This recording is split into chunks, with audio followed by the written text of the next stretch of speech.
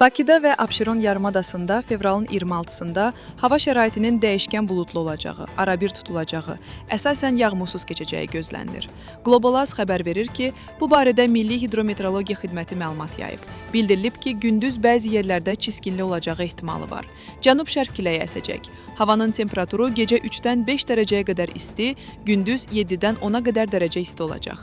Atmosfer təzyiqi 764 mm civə sütunu olacaq. Nisbi rütubət 75%-dən 85%-ə qədər olacaq. Azərbaycanın rayonlarında hava şəraiti əsasən yağmursuz olacaq, lakin gündüzdən başlayaraq bəzi yerlərdə arabir yağıntılı olacağı gözlənilir. Axşam ayrı-ayrı yerlərdə intensivləşəcəyi, dağlıq ərazilərdə qar yağacağı ehtimalı var.